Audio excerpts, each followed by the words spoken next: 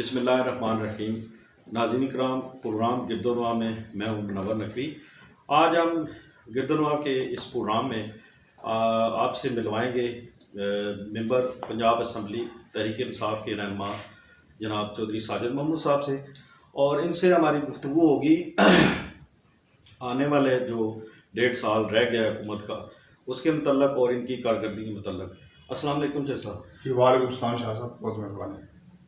जी साहब, सबसे पहले आप ये बताएं कि आपका जो तल्लक है एक ज़िम्मेदार घराने से, और आपने बैंकार भी रहे हैं, तो सियासत में आपने क्यों हिस्सा लिया, सियासत को क्यों ज्वाइन किया? बिस्मिल्लाहिर्रहमानिर्रहीम जी, सबसे पहले तो मैं मुनव्वर शाह नकवी साहब का और उनकी पूरी टीम का शुक्रिया अदा करता हूँ, और बिलखुसूस रावल न्यूज़ का जो हमारे पास इंतहाई पुराना और सबसे पहले बुनियाद जो रावल न्यूज़ की रखी है वो मुनव्वर शाह साहब ने रखी है। मैं आपका शुक्रिया अदा करता हूँ शाह साहब। ये आपने बड़ा दिलचस्प सवाल किया है कि मैं बेसिकली एक ज़मींदार घराने के साथ मेरा ताल्लुक़ है। मेरे वालिद साहब बिल्कुल प्योर ज़मींदार थे। तो मेरा सियासत में आने की वजह ये हुई है कि मेरे वालिद साहब 3-4 इलेक्शन खुद लड़े हैं। पहले तो मेरे वालिद साहब एक दफ़ा चेयरमैन यूनियन कौंसिल रहे हैं, कौंसिलर यूनियन कौंसिल रहे हैं। उसके बाद मरकज़ के चेयरमैन जो 8 यूनियन कौंसिल पर होता है वो रहे हैं। उसके बाद मेरे वालिद साहब डिस्ट्रिक्ट कौंसिल के मेंबर रहे हैं। तो मैं तो खुद एक बैंक में अभी बैंक में सर्विस कर रहा था। जब मैंने 96 में गोल्डन शेक कर लिया, तो उसके बाद पहला इलेक्शन जो है परवेज़ मुशर्रफ साहब के दौर में तकरीबन 98 या 99 में आया। तो उसमें मैंने रिटायरमेंट ले ली थी और पहले इलेक्शन में मैंने हिस्सा लिया, और मैं टाउन कमेटी दौलताला का पहला और बिला मुकाबला चेयरमैन मुंतखब हुआ। और उसके बाद फिर मैं नाज़िम यूनियन कौंसिल का इलेक्शन लड़ा, अल्लाह ताला ने मुझे कामयाब किया। तो उसके बाद ये सिलसिला चलता चलता जो है ये तक आकर रुका है। मेरा सियासत में आने की वजह ये थी कि मेरे वालिद साहब ने बहुत सारे इलेक्शन लड़े हैं, वो सिलसिला चल रहा था और मैं भी इसी कारवां में सफ़र कर रहा था। जैसा ये बताएं कि आपका जो घराना है, ख़ानदान है, वो एक तवील अर्सा मुस्लिम लीग से वाबस्ता रहा, तो आपने अमली सियासत का आगाज़ तहरीक इंसाफ से किया, इसकी क्या वजह थी?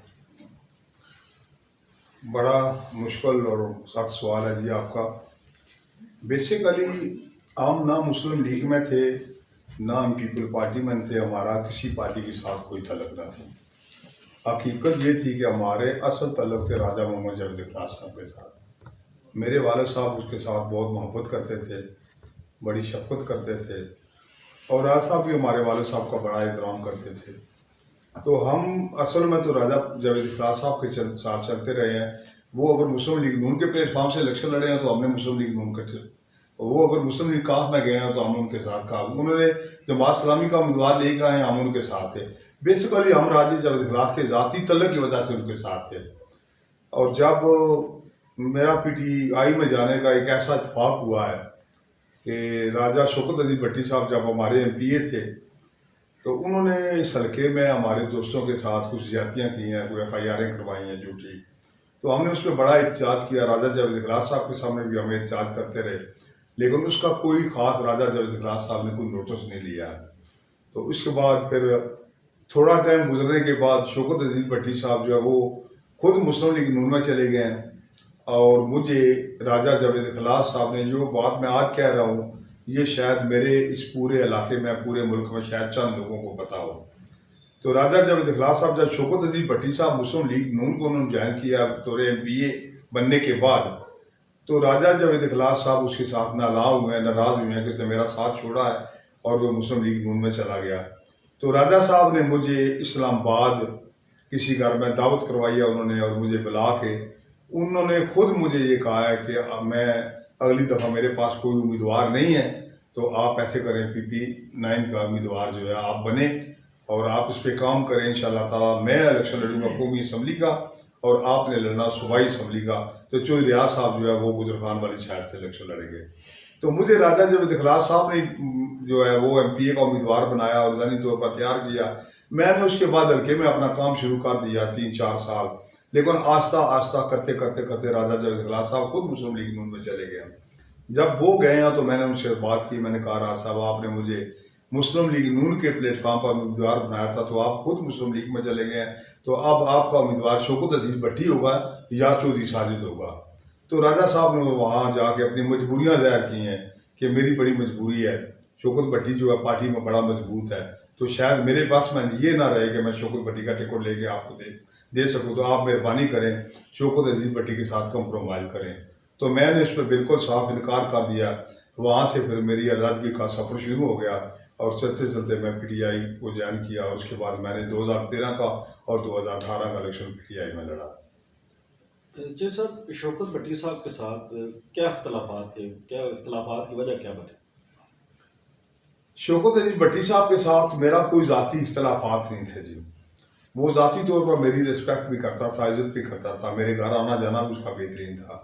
असल बात ये है जी कि भट्टी साहब के बनने के बाद चंद लोग ऐसे उसके साथ मिले हैं कि जिन लोगों ने पटवार खानों में और थानों में उद्दम मचा दिया करप्शन का। और जब हमारे इलाके में लोगों के साथ ज्यादती हुई है, कुछ गलत FIR हुई हैं, कुछ गलत काम हुए हैं और लोगों को लूट मार का सिलसिला जब शुरू हुआ है, तो मैं और नजीर शाह साहब दोनों शौकत भट्टी के घर पहुंच गए हैं पिंडी में। हमने वहाँ शौकत भट्टी साहब को अलहदगी में बिठा के ये रिक्वेस्ट किया है कि भट्टी साहब आपके हल्के में बहुत कुछ लोगों के साथ ज्यादतियाँ हो रही हैं, जुल्म हो रहा, तो आप इसको कंट्रोल करें। तो उसके बाद मुझे फिर पता चला कि इस सब जुल्म में ज्यादती में भट्टी साहब खुद शामिल हैं, इन्वॉल्व हैं। तो वहाँ से फिर हमारी नाराज़गी शुरू हुई है कि हम इस तरह आपके साथ नहीं चल सकते हैं। उसके बाद जो है हमने वो शौकत अजीज भट्टी साहब को छोड़ दिया था। जी साहब, आप का ताल्लुक जिम्मेदार किसान घराने से है, तो मौजूदा गवर्नमेंट ने किसानों के लिए क्या इक़दाम उठाए हैं और इस सिलसिले में आपका रोल क्या रहा है? देखिए, मौजूदा गवर्नमेंट में मैं समझता हूँ कि जिम्मेदारों के लिए एक तो इस दफ़ा मैं इसमें बरमला ये कहूँगा कि हमारे जो ज़मींदार हैं इस इलाके की, उनके लिए कुछ थोड़ी तकलीफ़ हुई है। लेकिन सबसे पहला तो गवर्नमेंट ने ये किया कि 1400 से उठा के गंदम का रेट जो है वो 2000 किया, और 2000 ही बल्कि किसानों की जो गंदम है वो 2200 रुपये तक भी वो मार्केट में बिकी है। और उसके बाद इसमें ये मैं ज़रूर कहूँगा कि इस दफ़ा ज़मींदारों के साथ एक ज्यादती हुई है, खाद उनको बहुत महंगी मिली है, और उसकी वजह सिर्फ ये थी कि लब बैक वालों ने जो एहतियात किया था, पूरा मुल्क बंद था और वो सीज़न ऐसा था कि वहाँ उन्हीं दिनों में खाद जो है वो वहाँ से निकल के कराची से वो पूरे मुल्क में उसने आना था, और जहाँ जहाँ कंटेनर खड़े थे वहाँ चंद दिन रुक गए हैं और ज़मींदारों की फसल भी काश्त हो गई है, खाद का मौसम भी ख़त्म हो गया, और फिर जो मौजूद थी वो लोगों ने मैं समझता हूँ नाजायज़ फ़ायदा उठाया। लेकिन हमारी गवर्नमेंट ने अब जो हेल्थ सेहत का अपने किसान कार्ड दे रहे हैं, इंशाअल्लाह ताला असल किसानों की मदद जो है वो ये शुरू होगी कि ट्रैक्टर सस्ते मिलेंगे, खाद बीज सस्ता मिलेगा, मशीनरी सारी सस्ती मिलेंगी, और ज़मींदारों को हमारी गवर्नमेंट लोन भी देना चाहती है कि जो माल मवेशी का काम खुला करना चाहते हैं, कारोबार करना चाहती हैं, तो वो करे। और उसके बाद जहाँ तक जनूबी पंजाब का तल्लुक है, जहाँ हमारे चावल और ख़ासकर जो गन्ने की काश्त है, वो मैं समझता हूँ और आप वहाँ उस इलाके में जाके देखें तो उनके सबसे बड़े मसले, सबसे बड़े मिसाइल और सबसे बड़ी ज्यादतियाँ जो हैं वो हमारे उन काश्तकारों के साथ, उन किसानों के साथ हो रही थी कि मिल मालिक जो है वो अपनी मर्जी से रेट लगाते थे, अपनी मर्जी से वजन लेते थे और अपनी मर्जी से पेमेंटें 3-3, 4-4 साल तक वो लोग नहीं करते थे, और जिम्मेदारों के साथ मुसलसल जुल्म और ज्यादती का सिलसिला जारी था। उसकी वजह ये थी कि हमारे जो लोग हुकूमत में बैठे थे वही लोग जो है वो कारोबारी थे और वो आपस में मिल के जिम्मेदारों के साथ ज्यादतियाँ करते थे। और आप जाके चेक करें इस दफ़ा तो हमारे जनूबी पंजाब का किसान जो है वो इस गवर्नमेंट पर बहुत मुतमिन है, बहुत खुश है। उसकी वजह यह है कि लोगों को गन्ने के पैसे भी नकद मिल रहे हैं, लोगों के गन्ना खरीदना भी मिलों की मजबूरी है और कानूनी तौर पर वो पाबंद है और उनके वजन की भी कोई काट नहीं है। मैं समझता हूँ कि इंशाअल्लाह ताला जो हमारा अगला आने वाला मौसम है या सीज़न है, इसमें तमाम जिम्मेदारों के इंशाअल्लाह जो मसाइल हैं वो भी हमारी कोशिश है वो ख़त्म हो जाए और ज़्यादा से ज़्यादा उनको हम फैसिलिटी दें और उनके साथ गवर्नमेंट ताउन करे, ताकि हमारा ज़री मुल्क है, हमारी रीढ़ की हड्डी है ज़राअत, और हम इस ज़राअत को बहुत ऊपर लेके जाना चाहते हैं। इंशाअल्लाह हम कामयाब होंगे। जय साहब, अगर बात करें आपके जो अब तक जो 3 साल इक़्तिदार है, तो इसमें तहरीक इंसाफ की हुकूमत बनने के बाद गुजर खान में क्या तब्दीली आई है? सर, गुजारिश ये है कि मैं समझता हूँ जी कि आप भी गुजर खान के रहने वाले हैं। इससे पहले आप सब अदारों में आपका आना जाना, वाकफियत, माशरे माहौल से मैं समझता हूँ कि सबसे बड़ी आंख देखने वाली जो मुल्क में होती है वो मीडिया। और जितना मीडिया बाखबर रहता है, जितना मीडिया के पास मालूमात होती है, शायद इससे पहले ये किसी और के पास ना हो। तो हमारे आने के बाद सबसे पहले तो मैं शाह साहब ये कहूँगा कि ये तब्दीली आई है कि आपके सामने हमारे MP और MNA दोनों हाथों से मुल्क को लूटते थे, और आज अल्लाह ताला की मेहरबानी से ये पहली दफ़ा ऐसे हुआ है कि मैं समझता हूँ कि कोई भी इंसान मेरिट पे बात करे, ईमान की बात करे, तो वो चौधरी जल्द कोसर पर और मेरे ऊपर कोई करप्शन का इल्ज़ाम नहीं लगा सकता। सबसे पहली तब्दीली ये आई है जी कि 2 MP ईमानदार हैं, दनदार हैं, वो एक पैसा भी अपनी औलाद के लिए हराम समझती है और अपने लिए जन्नत की, दोज़ख की आग समझती है। ये तब्दीली है। आपके सामने MPA और MPA के जो इतने करंदे होते थे, वो जाके पटवारियों के मंथलियाँ लेते थे, तहसीलदारों से मंथलियाँ लेते थे, ट्रांसफरों के पैसे लेते थे। और आज अल्लाह ताला की मेहरबानी से हम ये फ़ख्र के साथ कहते हैं कि आपको पूरी तहसील में 3.5 साल में एक आदमी भी नहीं मिलेगा जिससे हमने कोई पैसे लेके काम करवाया हो, या हमने किसी से कमीशन लिया हो, या हमने किसी से मंथली ली हो। हम सियासत अपने घर से कर रहे हैं। उसके बाद शाह साहब, मैं ये भी दावे के साथ कहता हूँ कि आपके सामने सियासी लोग मिल के मंशियात का काम करवाते थे, और हम इंशाअल्लाह ताला इस बुराई के खिलाफ लड़ रहे हैं। और जहाँ तक कामयाबी का तल्लुक है, मैं समझता हूँ कि हम कामयाब भी हो चुके हैं। अब मंशियात का काम बहुत बड़ा नाम हो रहा है। हमारी पुलिस भी ये कोशिश कर रही है कि हम इस धंधे को कम से कम बिल्कुल जड़ से उखाड़ें और ख़त्म करें। उसके बाद आपके सामने है झूठी FIR। मैं खुद झूठी FIR में मुकदमों में गया हूँ। घोड़े की FIR मेरे ऊपर गलत हुई है, 302 की FIR मेरे ऊपर गलत हुई है, और लोगों के साथ बहुत जुल्म हुआ। बड़े बड़े मुलजम जो हैं वो बेगुनाह कराए गए हैं, और बड़े बड़े शरीफ और बेगुनाह लोग चलान कराए गए हैं।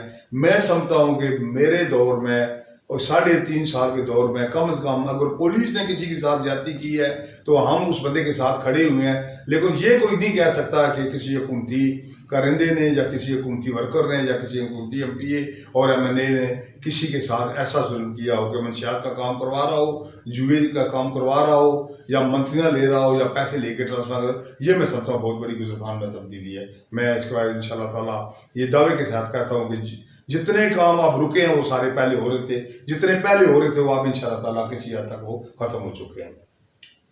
जैसा जो तहरीक इंसाफ है, इनका जो दावा है वो और मैनिफेस्टो भी था कि करप्शन के खात्मे के लिए उन्होंने ऐलान करप्शन के खात्मे के लिए। तो आप क्या समझते हैं कि सरकारी इदारों में करप्शन के खात्मा जो है वो मुमकिन है? अभी आपने करप्शन के ऊपर ना बड़ी तफसील से गुफ्तगू भी की। मैं समझता हूँ कि जब तक ये निज़ाम ना चेंज हो, ये सिस्टम ना चेंज हो, करप्शन को कोई फर्द नहीं रोक सकता, कोई एक आदमी नहीं रोक सकता। वो लड़ सकता है, फर्दन वो काम कर सकता है, लेकिन मैं समझ इज्तमाही तौर पर पूरे मुल्क में करप्शन के खात्मे के लिए जब तक सख्त सजाएं ना हो, जब तक सख्त कानून साजी ना हो, मैं जो समझता हूँ ये करप्शन ख़त्म नहीं हो सकती है। जिसमें हमारी हुकूमत ने अवाम के साथ वादा किया था, लेकिन अभी तक हम इज्तमाही तौर पर मुल्की सतह पर हम जो है करप्शन का खात्मा जो है नहीं कर सके हैं। जितनी जितनी किसी में हिम्मत है, जितनी जितनी कोई मेहनत कर सकता है, वो लड़ लड़ा के वो अपनी कोशिश करके कौमें ख़त्म हम कर रहे हैं। लेकिन इज्तमाही तौर पर मैं समझूंगा अभी तक कोई ऐसा काम नहीं हुआ है कि लोगों को खौफ आए, लोगों को सख्त सजाएं मिले और करप्शन का खात्मा हो। इस पर मैं समझता हूँ, मैं अपनी हुकूमत को भी ये रिक्वेस्ट करूँगा कि जितना जल्दी हो सके सख्त से सख्त कानून बनाएं, सख्त से सख्त सजा हो, ताकि लोगों को करप्शन करने में खौफ आए और लोग डरें। जय साहब, पिछले कई सालों से आवाम की भी ख्वाहिश है कि गुजर खान को ज़िला का दर्जा हो और दौलताला को तहसील का दर्जा हासिल हो, और आपने इस सिलसिले में बड़ी एफर्ट भी की है कि दौलताला की तहसील दौलताला के लिए। तो इसमें क्या पेश रफ्त है और क्या रुकावटें हैं? सबसे पहले तो मैं समझता हूँ जी कि हमारी बदबख्ती है कि हमारी कौम झूठों वादों में आती है। 2-3 इलेक्शन मुस्लिम लीग नून ने लड़े हैं, और वो सिर्फ और सिर्फ इसी बुनियाद पर वो इलेक्शन जीते हैं। चौधरी निसार साहब जहाँ गुजर खान में आए हैं, वो ऐलान करके गए हैं कि मुस्लिम लीग नून को 3 सीटें दें तो मैं आपको ज़िला गुजर खान दूँगा, दौलताला तहसील दूँगा। लेकिन लोगों ने मुस्लिम लीग नून को बड़ी अक्सरियत से जिताया, लेकिन उसके बाद कोई वोट हमें ना तहसील मिली है ना ज़िला मिला। पाकिस्तान तरीके इंसाफ के उम्मीदवारों के पूरे कंपेन के जलसे आपके पास मौजूद है, रिकॉर्डिंग। किसी जगह हमने ना ज़िले का जिक्र किया, ना तहसील का जिक्र किया, ना हमारा कौम के साथ वायदा था। लेकिन इसके बावजूद ज़िले का तो मैं बिल्कुल वादा नहीं करता हूँ। हमारी कोशिश भी है, अल्लाह करे ज़िला कामयाब हो जाए, हम बनाने में, ज़िला गुजर खान बनाने में कामयाब हो जाएं। लेकिन इंशाअल्लाह ताला, मुझे तो किसी ने दौलताला तहसील का भी नहीं कहा है, मैंने अपने तौर पर ये काम शुरू किया। और इंशाअल्लाह ताला चंद दिन पहले आपने देखा टीवी पर पिट्ठी चली है कि हमारी हुकूमत ने नए ज़िले बनाने में इंशाअल्लाह ताला उस पर जो है वो काम शुरू कर दिया। और मुझे अल्लाह ताला की ज़ात पे पूरा ईमान और यकीन है कि इंशाअल्लाह ताला हम दौलताला को जो आज तहसील बनवाएंगे। और हमारी हुकूमत का सबसे अच्छा और अजीम काम हमारे लिए यही होगा कि दौलताला इंशाअल्लाह तहसील बनेगा और चीफ मिनिस्टर साहब यहाँ आके इफ्तिताह करेंगे इंशाअल्लाह ताला। जो साहब, एक हमारे नाजरीन का सवाल है कि आजकल गैस की शार्टेज है और बावजूद इसके कि दौलताला के जो नवाई इलाका है पीपी अलाती, वहाँ से ये गैस पूरे मुल्क में जा रही है। इवन कि जो निजी अपना अपना आबादियाँ हैं, जो रावलपिंडी इस्लामाबाद में निजी सोसाइटियाँ हैं, वहाँ तक पहुँच रही है। लेकिन हमारा इलाका में जो गैस की शार्टेज है उसका खात्मा क्यों मुमकिन नहीं है? शाह साहब, सबसे पहले तो मैं जो गुजारिश करूँगा कि हमारे मुल्क की ये बदबख्ती रही है कि हमारे हुक्मरानों ने इलेक्शन जीतने के लिए इस आवाम के साथ तरह तरह का फ्रॉड किया, धोखा किया। हमारी सबसे पहले हमारे साथ ज्यादती जो है, हमारे पास गैस है ही नहीं। पाकिस्तान में गैस की बहुत कमी है और हमारे हुक्मरानों ने सिर्फ इलेक्शन जीतने के लिए, लोगों को खुश करने के लिए पाइप डाले हैं। और उसकी आज जो बड़ी वजह यह है कि हमारे पास गैस बहुत कम है और हमारे हर घर में गैस लाने डाल के पूरे मुल्क को इतने बड़े खुसारे में डाल के गए हैं कि आज भी हमारी गवर्नमेंट बड़ी महंगी गैस खरीद रही है और बहुत सस्ती आके दे रही है। एक वजह यह है कि हमारे पास गैस नहीं है। दूसरी मेन वजह जो लोड शेडिंग की है वो ये भी है कि आज से 15, 20, 25 साल पहले जो आबादी थी वो बहुत कम थी। तो जहाँ 10 घर थे, लोगों ने कहा जी आधी इंची का पाइप डाल दे, कोई मसला नहीं है, बड़े की हमें ज़रूरत ही नहीं है, आप आधी इंची का पाइप डालें, हमारा गुजारा हो जाएगा। या 10 घर है, वहाँ 10 kV का ट्रांसफार्मर लग गया तो लोगों ने कहा चलो जी 10 kV। आज वहाँ पूरा गांव बना हुआ है। जहाँ 500 घर का एक गांव था, उन्होंने वहाँ गैस डाली है, आधी आधी इंची के पाइप डाल के बस उन्होंने चला के गैस जो है वो उसका इफ्तिताह किया है। तो आज हमारे लिए ये मसला बना, तो आधी इंची ये लाइन पर आगे कई की 100 घर आ गया। मैं समझता हूँ कि हमारे पास पहली बात यह गैस है ही नहीं है और ये पहली दफ़ा नहीं हुआ है। ये हर सदियों के मौसम में हर हुकूमत के खिलाफ एहतजाज होता है, हर हुकूमत के खिलाफ लोग बाहर निकलते हैं, हर हुकूमत के खिलाफ लोग गलों में रोटियां डाल के बाहर आते हैं, हमारे पास गैस नहीं है। ये सिलसिला मैं समझता हूँ जी, इमरान खान साहब नहीं बल्कि कोई भी आ जाए, जब तक वो गैस अपने मुल्क से न निकालेगा, ये हीरा हमारे मुल्क में अल्लाह ताला ने बहुत कुछ दिया, लेकिन हमारी बदकिस्मती है कि हमने अपने कुएं से पानी निकाल के लोटा बाहर नहीं लेके आए हैं, बल्कि हमने मंगला डैम से जाके पैप डाल के पानी लेके आए हैं। तो मैं समझता हूँ कि ये गैस का मसला सिर्फ 2 ही तरीके हल करने के। एक तो इसमें लाइनें जो है वो तब्दील की जाए, कि आबादी के लिहाज से बड़ी लाइनें डाली जाए। तो नंबर 2 ये है कि हम अपने मुल्क से गैस निकले ताकि अपने मुल्क को पूरी कर सके, या हमारे पास इतने ज़्यादा वसाइल हों कि हम बाहर से पूरी पेमेंट करके तो गैस लेके अपनी कौम को दे सके। ये सिलसिला शाह साहब, अगर ये कोई बंदा कहेगा कोई नई हुकूमत आके मसला हल करेगा, मैं समझता हूँ कोई भी नहीं कर सकता है। जो भी करेगा, बात करेगा, वो झूठ बोलेगा। वाहिद हल है कि अपने मुल्क से गैस निकालें और अपनी आवाम को गैस दें, और दूसरा है जो छोटी लाइनें हैं वो तब्दील करके बड़ी लाइनें डालें, ताकि जो है वो गैस की जो लाइनों में कमी होती है। पहले घर 10, 20, 50 गैस खोलते हैं, आधी इंची का पैक होता है, आगे गैस नहीं जाती है। वहाँ हुकूमत की क्या करेगी, वहाँ पीछे गैस अगर हुई तो फिर क्या होगा। मैं समझता हूँ ये बुनियादी बीमारियाँ हैं, जब तक इनका हल ना निकलेगा मैं समझता हूँ ये मसला हल नहीं हो सकते। जो सर आपने गली सड़कों के ऊपर तो इकदाम उठाए, लेकिन हेल्थ और एजुकेशन बुनियादी किसी भी गवर्नमेंट का जो है ना वो बुनियादी फरीज़ा है। तो आज भी अगर हम अपने इलाके में देखते हैं तो हमारे स्कूलों में इंचार्ज हेडमास्टर काम कर रहे हैं, मुस्तकिल नहीं है। और इसी तरह अगर हम बात करें हेल्थ की, तो वहाँ पर बहुत सारे जो अस्पताल है, छोटे अस्पताल है, जो बुनियादी हेल्थ यूनिट है, वहाँ पर अमला मौजूद नहीं है। तो इस सिलसिले में आपने क्या इकदाम उठाए? बिस्मिल्लाह जी। सबसे पहले शाह साहब, ये आपने बड़ा ये किया हेल्थ के बारे में सवाल। मैं समझता हूँ इसमें कोई शक नहीं। ये जवाहर साहब के दौर में एक पॉलिसी आई थी हर यूनियन कौंसिल में एक बुनियादी यूनिट खोलने का। अल्लाह ताला मकसूद करे जवाहर साहब को। मैं समझता हूँ अगर वो ये खोल के ना जाते तो शायद हमारे जो बुनियादी यूनिट खुले हैं गाँव में यूनियन कौंसिल वो भी ना होते। और जो खुले हैं 85 में जवाहर साहब ने, वो आप हालत देख लें जाके, करलियाला हॉस्पिटल है या इसके ढूंढ है या कोई इस तरह खुले हुए हैं, देवी है। जिस पोजीशन में जवाहर साहब ने खोले थे वो सारे उसी पोजीशन में पड़े हैं। उसमें इन्होंने ना बिल्डिंग ठीक की है, ना उसका स्टाफ दिया है, ना उसमें दवाई है। सिर्फ और सिर्फ वो बन गए हैं, 2-4 बंदे बिठा दिए हैं। बल्कि मैं हैरान होता हूँ कि पिछले दिनों में हमने वो डिस्पेंसरी जो छोटी छोटी खोली हुई थी पहली गवर्नमेंट ने, कोई 1-2-4 का कमरा लिया जी, गाँव को कहा जी चलो हमारे अस्पताल का इफ्तिताह करने के लिए 2-4 का कमरा है, वहाँ एक माली या क्लास 4 चौकीदार वहाँ बिठा दिया, टेबल पे पहना डाल पोस्टाम की गोलियाँ पड़ी हैं।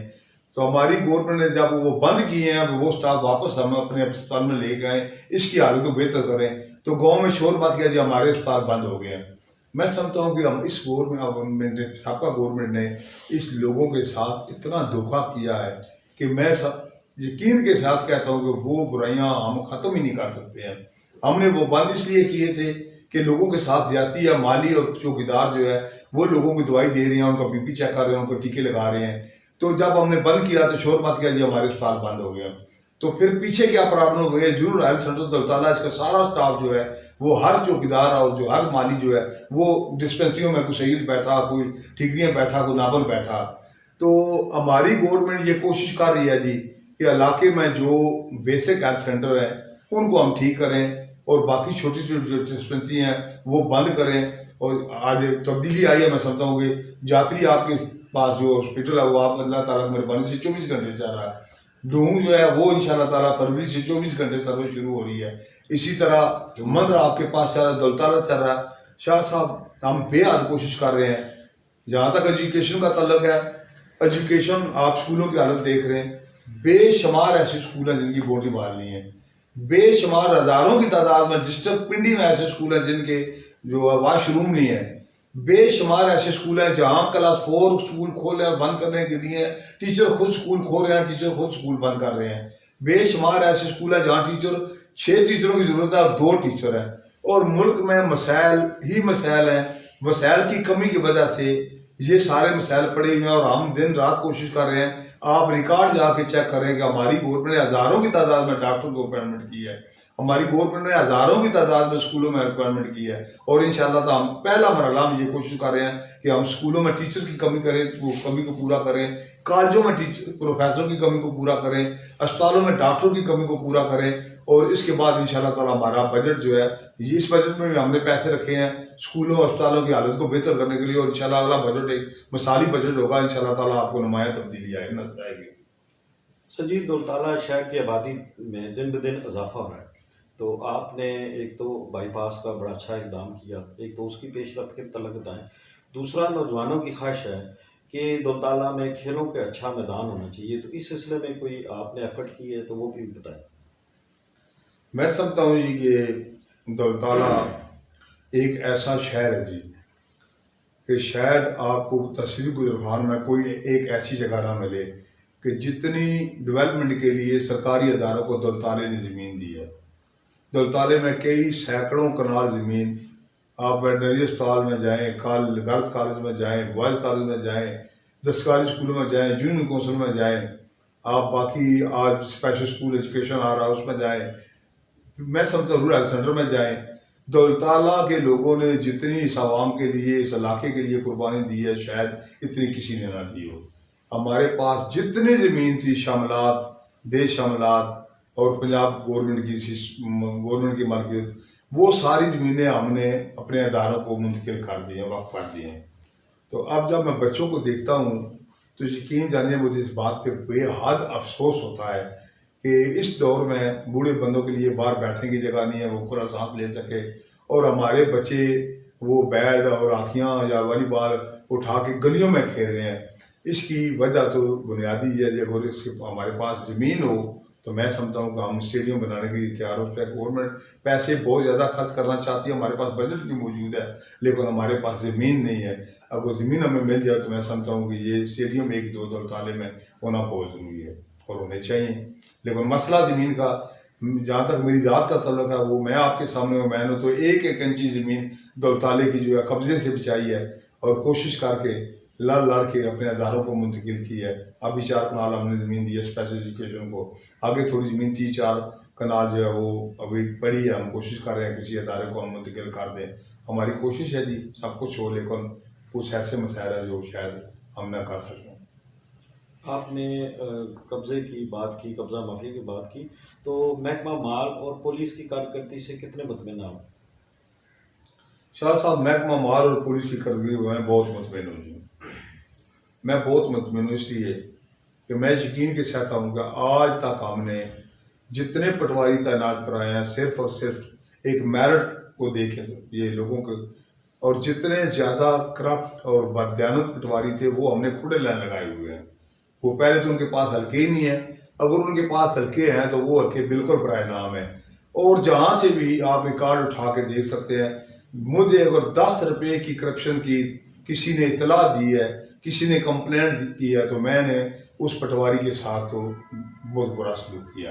हाँ, अगर इसमें मियाँ बीवी राजी दिखे कृषि काजी, अगर कोई लोग पटवारी के साथ मिल के अंदर बैठ के उनको लाखों हज़ारों दे रहे हैं जो हमारे इल्म में नहीं है, हमारे अफसरान के इल्म में नहीं है, तो मैं समझता हूँ हम गैर का इल्म तो नहीं जानते हैं, उस पर हम कुछ कर नहीं सकते हैं। लेकिन मैं यकीन के साथ कहता हूँ कि जिस तरह हमारे दफ्तरों में पहले टम्परिंग होती थी, पहले हमारे दफ्तरों में मिल मिला के कब्जा माफिया के साथ, प्रॉपर्टी डीलरों के साथ पटवारी कारोबार करते थे, और जिस तरह हमारे दफ्तरों में बैठ के कामों की सौदेबाजी होती थी, मुझे पता है पटवारी 10 लाख रुपया अगर मांग ले तो उसमें 10,000 कम हो तो पटवारी पैसे फेंक देता था। वो कहता 10,000 लेके आओ, पूरा 10 लाख करो। सौदेबाजी होती थी। मैं चैलेंज करता हूँ, अगर किसी काम की सौदेबाजी हो, किसी जायज़ काम का पटवारी पैसे मांगे, या किसी ने मुझे बताया हो कि पटवारी मेरे साथ ज्यादती कर रहा है या उसने की है, तो वो पैसे वापस ना हुए तो मैं मुजरिम हूँ। मैं समझता हूँ शाह साहब के पटवारी, जहाँ तक पुलिस का ताल्लुक है, पुलिस के साथ भी हम एक बहुत लंबी जंग लड़ रहे हैं जी। ये मुतबना गुजारिश वाली बात नहीं है। हमने तो पुलिस में अपने बड़े बड़े पुराने तल्लुकदार पुलिस के जो अफसर हैं उनके साथ हमने अपने तल्लुक भी ख़त्म कर दिए हैं। हमने हर वक्त जो है आवाम के साथ खड़े हैं, आवाम के साथ लड़ रहे हैं। और मैं यकीन के साथ कहता हूँ जी, पुलिस बेशक बदनाम है, पुलिस के लोग बदनामी करते हैं, पुलिस में खराबियां भी हैं, लेकिन इस दौर में मैं समझता हूँ कि पुलिस किसी के साथ वो खराबियां, वो ज्यादतियाँ, वो गलत FIR और वो झूठे पर्चे और मामूली कामों के लाखों हज़ारों रुपये लेना, मैं समझता हूँ आप थानों में नहीं है। अगर कोई चैलेंज करता है मैं उसके सामने आने के लिए तैयार हूँ। मुझे तो पुलिस और पटवारी, मैं गुजर खान के हवाले से बात करूँगा, मुझे तो 80-90% ठीक नज़र आ रहे हैं। अगर 10-15% इसमें कोई गड़बड़ चल रही है तो वो भी लोगों की वजह से, को लोग हमें आके कंप्लेंट करें, लोग हमें फ़ोन करके बता दें हमारे साथ जाती है, उसके साथ जाती नहीं हो सकती है। तो मैं तो मुतमिन हूँ जी, बहुत अच्छा जा रहा है पटवारी और पुलिस। बिल्कुल जय साहब, आपकी बात दुरुस्त है कि पुलिस में काफ़ी सलाहत आई है मौजूदा गवर्नमेंट के दौर में और काफ़ी तब्दीलियाँ नज़र आ रही हैं। दूसरा एक बताया कि अगर बलदियाती इलेक्शन होते तो चौधरी अजीम साहब जो तहरीक इंसाफ के रहनुमा हैं, वो ज़िले आपके उम्मीदवार होंगे ज़िला चेयरमैनशिप के?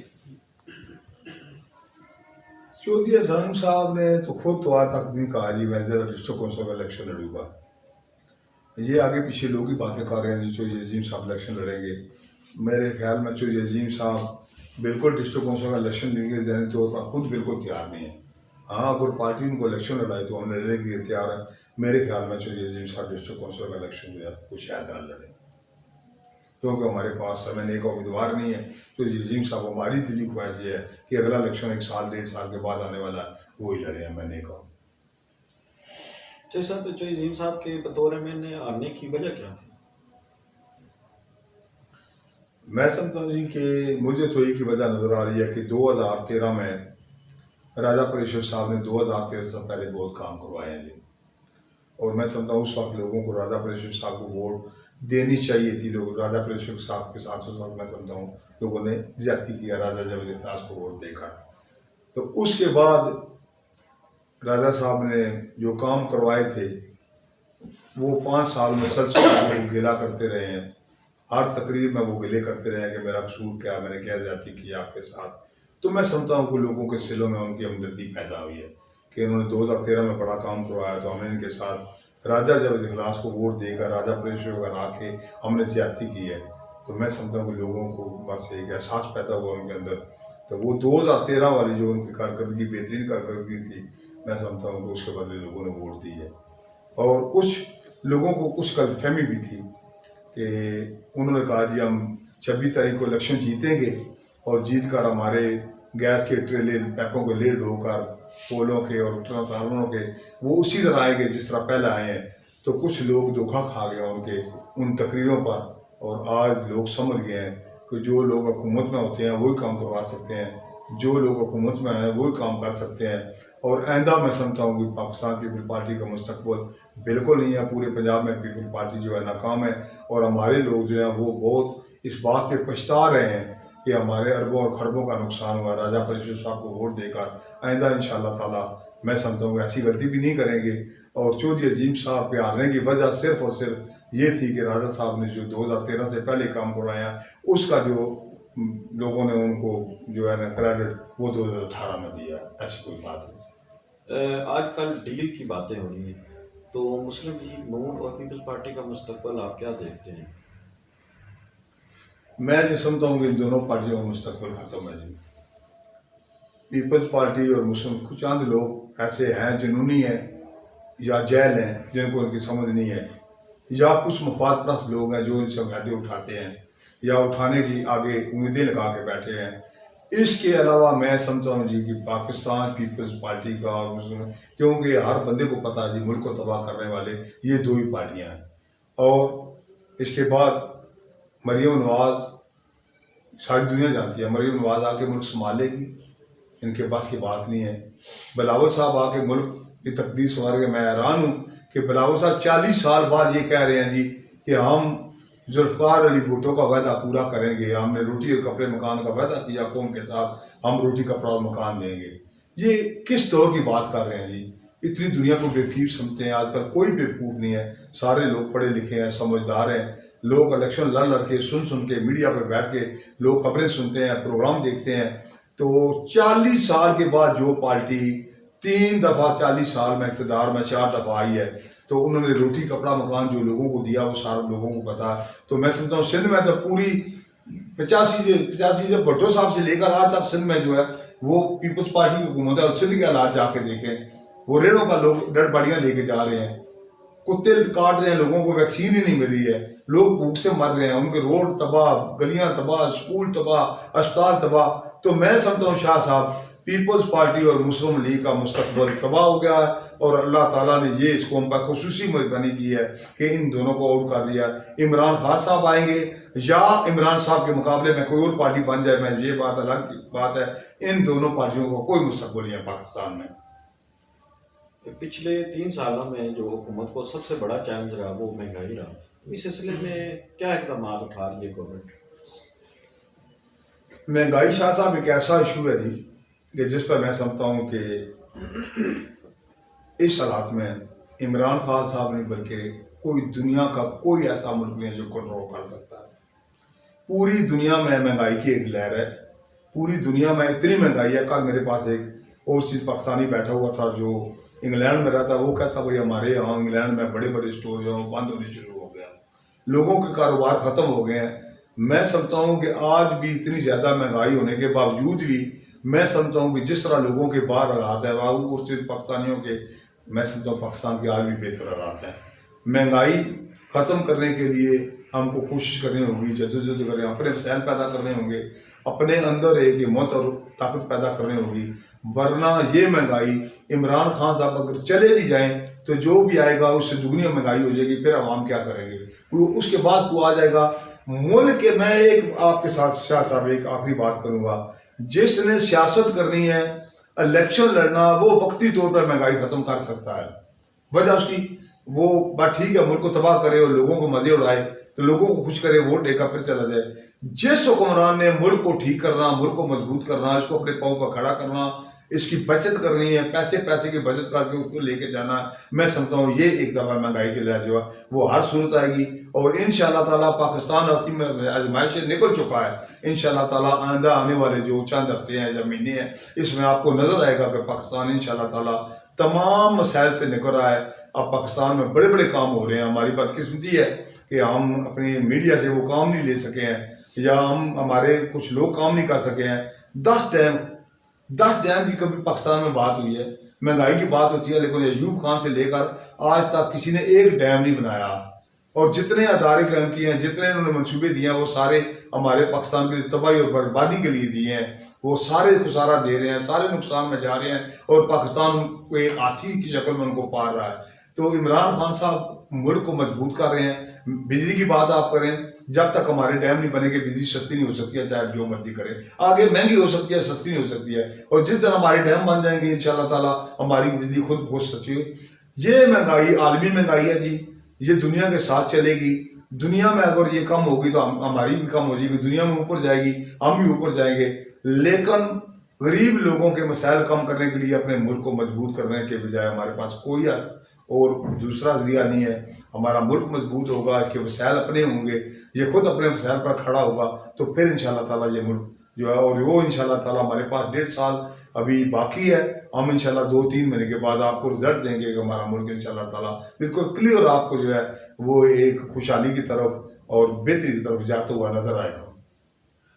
जो साहब आखिरी सवाल ये है कि अभी इलेक्शन का साल है और जो वक्त रह गया है इसमें आपकी क्या तरजीहात है, क्या इक़दाम मज़ीद आप उठाना चाहते हैं, आपकी क्या ख्वाहिश है? नहीं मतलब ओवरऑल गवर्नमेंट का अगर कहें तो ये अब टाइम जो है ना आने वाला वक्त जो है वो इलेक्शन का है जी। तो आपकी जो इक़दाम आपने 3 सालों में उठाए हैं, जो टाइम रह गया है 1.5 साल का, इसमें मज़ीद क्या आपकी तरजीहात है?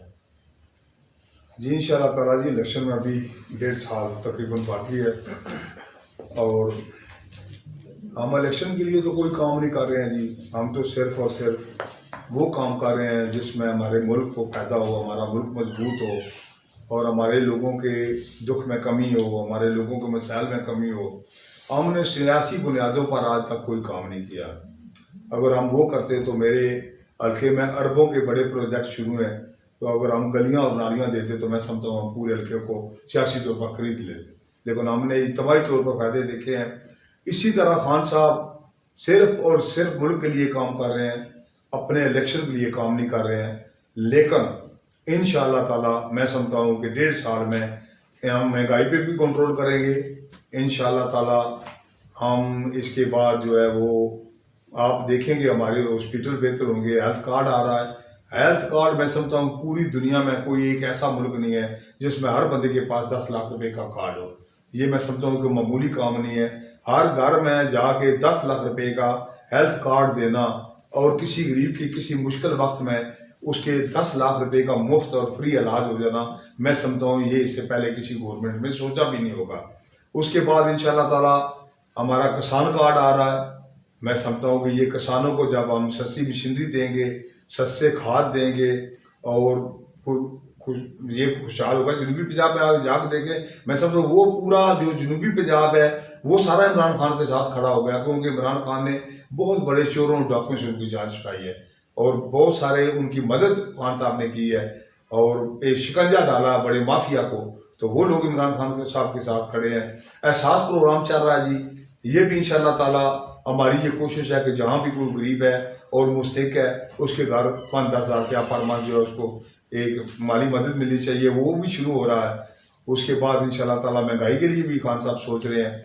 उसके बाद डेवलपमेंट के हवाले से मैं समझता हूँ कि पाकिस्तान तहरीक इंसाफ 3.5 साल से पहली हुकूमतें जब आती थी आखिरी 6 महीने में एक 2 गली दे के किसी नंबरदार को, किसी कौंसलर को, किसी चेयरमैन को, तो फिर दोबारा इलेक्शन जीत गए। मैं समझता हूँ ये पहली दफ़ा हुआ है पाकिस्तान तहरीक इंसाफ के दौर में कि हमारी हुकूमत आई है और हमारे ठेकेदार हल्कों में काम करने के दाखिल हुए और अभी तक निकल नहीं सके हैं। इंशाअल्लाह ताला हम बड़े बड़े रोड बनवा रहे हैं। इंशाअल्लाह ताला मैं अपने इलाके की बात करता हूँ, मेरे इलाके के 3-4 बड़े रोड है। इंशाअल्लाह ताला जो हमारा अगला बजट आ रहा है इसमें वो बड़े रोड पर काम शुरू हो जाएगा। हमारा स्पेशल स्कूल आ जाएगा। उसके बाद जो है मेरे अल्लाह को मंजूर हुआ तो वो बाईपास का काम शुरू होने वाला है, उसके बाद तहसील आ जाएगी। इसके बाद मैं समझता हूँ इलेक्शन किसका होगा खान साहब, शाह साहब, ये इलेक्शन इंशाल्लाह उसी का होगा जो घर घर में हेल्थ कार्ड देगा, उसी का होगा जो घर घर में किसान कार्ड देगा, उसी का होगा जो बड़े बड़े रोड बनाएगा, उसी का होगा जो स्पेशल स्कूल लेकर आए हैं, उन्हीं का होगा जो कंप्यूटर सेंटर आज हमने घर घर में खोल दिया है, लोगों को तकलीफ में कमी आई है, उसी का होगा जो पहले एक पंसाले में 10 डैम कौम को बना के देगा, उसी का होगा जिसने पाकिस्तान का नाम दुनिया में रोशन किया, उसी का होगा जिसने अमेरिका जैसे बड़े मुल्क और बदमाश और जालिम जैसे मुल्क को नकेल डाली हुई है, उसी का होगा जिसके साथ पूरी दुनिया खड़ी होगी इंशाल्लाह ताला। आज इमरान खान ने 40 साल बाद जो OIC का इजलास बुलाया, मैं समझता हूँ कि एक पाकिस्तान ने पूरी दुनिया में इस्लामी रियासतों की क़यादत की है, और पाकिस्तान इंशाल्लाह ताला मैं समझता हूँ इस खिते की बहुत बड़ी ताकत बन के उभरेगा। इस खिते के इंशाल्लाह ताला पाकिस्तान सबसे इज्जतदार और बावकार और मजबूत मुल्क होगा इंशाल्लाह ताला, और ये सिर्फ और सिर्फ इमरान खान ही कर सकते हैं। बाकी किसी में ना इतनी हिम्मत है, ना इतनी जुर्रत है, ना इतनी किसी में सोच है। तो इंशाल्लाह ताला आप देखेंगे 1 साल 1.5 साल में आपको इंशाल्लाह ताला पाकिस्तान तहरीक इंसाफ ही नजर आएगी, कोई पार्टी नजर नहीं आएगी। बहुत शुक्रिया सर जी कि आपने इंतहाई मसरूफियत के बावजूद हमें टाइम दिया।